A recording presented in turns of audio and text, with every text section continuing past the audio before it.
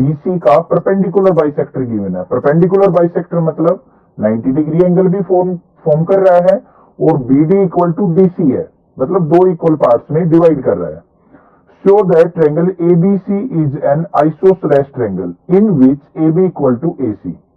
हमने ABC triangle को isosceles triangle prove करना है।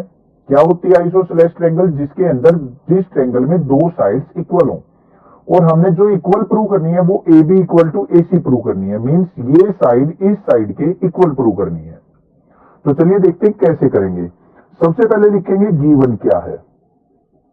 गिवन है हमें AD परपेंडिकुलर ऑन BC, और परपेंडिकुलर बाइसेक्टर गिवन है तो BD इक्वल टू DC भी हो जाएगा हमारा।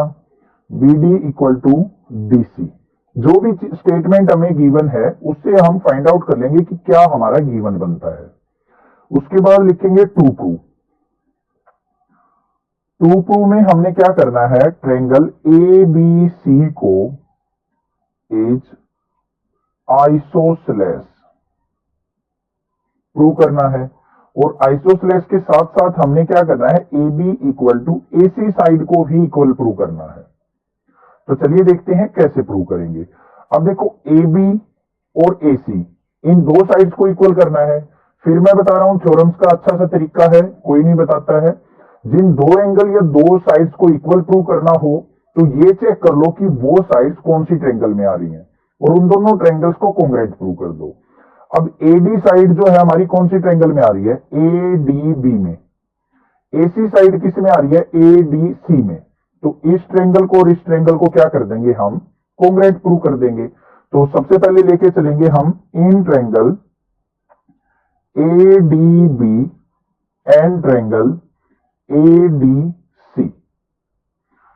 इसके अंदर देखो एंगल D जो है ADB इज इक्वल टू किसके है, एंगल ADC के। 90 डिग्री है दोनों के दोनों एंगल। उसके बाद देखते हैं BD जो है हमारी इज इक्वल टू क्या है हमारी, DC के। BD equal to DC given है, क्लियर। और यहां पे हम लिख भी सकते हैं AD is perpendicular bisector of BC। ये भी रीजन लिखा जा सकता है, और इसको अगर आपने यहां पे गिवन में ही लिख दिया तो हम यहां पे गिवन भी बना सकते हैं।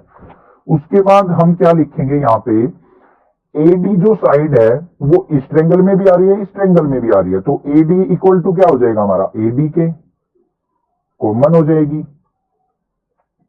तो देखो एक एंगल दो साइड इक्वल आ गई, तो ये ट्रायंगल्स क्या हो गई हमारी, ये और ये कॉन्ग्रुएंट हो गई ना। तो यहां पे क्या लिख देंगे, so that triangle ADB congruent हो गई ट्रायंगल ADC के। ये दोनों ट्रायंगल्स क्या हो गई हमारी, कॉन्ग्रुएंट। तो किससे हुई है, साइड एंगल साइड से। दो साइड इक्वल एक एंगल, तो साइड एंगल साइड से ये क्या होगी हमारी, कॉन्ग्रुएंट प्रूव हो गई। तो अब हमने क्या प्रूव करना था, so that AB equal to क्या हो गया, AC by CPCT, congruent part of congruent triangle. ये ट्रायंगल इसके कॉन्ग्रुएंट है तो इसकी सारी साइड्स आपस में क्या होंगी, कोरस्पॉन्डिंग साइड एक दूसरे के इक्वल। तो AD इक्वल टू क्या हो जाएगी, AC के।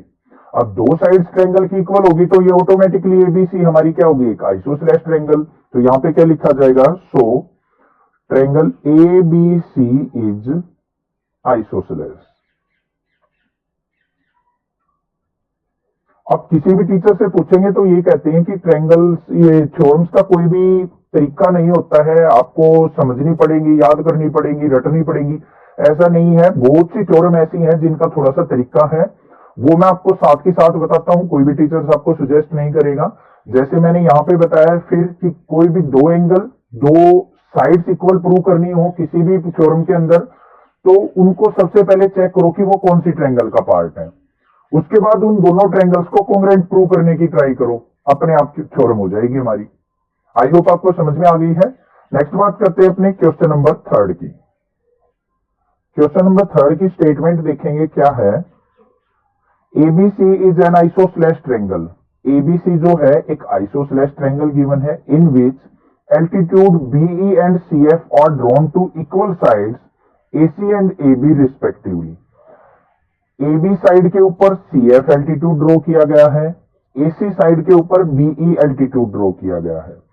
Show that these altitudes are equal. हमने क्या करना है कि ये प्रूव करना है कि BE जो है CF के इक्वल है. तो सबसे पहले लिखेंगे गिवन क्या है. गिवन के अंदर क्या आ जाएगा हमारा, ABC आइसोसेलेस गिवन है, ABC इज आइसोसेलेस ट्रायंगल. और क्या गिवन है हमें, CF जो है AB के ऊपर परपेंडिकुलर गिवन है, तो CF perpendicular on AB and BE जो है AC पे परपेंडिकुलर गिवन है, तो BE परपेंडिकुलर ऑन AC. ये चीज गिवन है. टू प्रूव क्या करना है, हमने BE जो है CF के इक्वल प्रूव करना है. जो BE है CF के इक्वल प्रूव. अब देखो यहां पे भी क्या करना पड़ेगा हमें, BE CF के इक्वल प्रूव करना है, तो ये देखेंगे दो साइड्स होगी एक तरीके से, तो कि ये कौन सी ट्रायंगल के अंदर BE और CF आ रहा है हमारा. उन दोनों ट्रायंगल्स को कॉन्ग्रुएंट प्रूव कर लेंगे. तो चलिए देखते हैं. सबसे पहले जो चीज हमें गिवन है वो, अब हम मान लेते हैं हमारी आइसोसेलेस ट्रायंगल है, तो AB इक्वल टू AC मान लेते हैं. तो यहां पे क्या करेंगे, let AB equal to AC. अब आपके माइंड में एक क्वेश्चन आएगा, सर आपने AB AC को ही इक्वल क्यों माना, AB और BC को क्यों नहीं माना, या फिर AC और BC को क्यों नहीं माना, क्योंकि कोई भी दो साइड हो सकती है, हमें गिवन तो नहीं है ना. अब देखो हमने क्या करना है, BE इक्वल टू CF को इक्वल प्रूव करना है. BE किस पे आ रहा है हमारा, परपेंडिकुलर AC पे, और CF जो है AB पे परपेंडिकुलर है. हमें तो इन दो साइड्स की रिक्वायरमेंट होगी, इसका तो हमें कोई यूज ही नहीं है, तो हम इन दोनों को इक्वल मान लेते हैं, AB इक्वल टू AC. अब AB साइड और AC साइड अगर इक्वल है तो इनके अपोजिट एंगल भी क्या होंगे, इक्वल. तो यहां पे क्या लिखेंगे, एंगल B इक्वल टू क्या हो जाएगा, एंगल C के. क्या लिख देंगे, angle opposite to equal side are equal.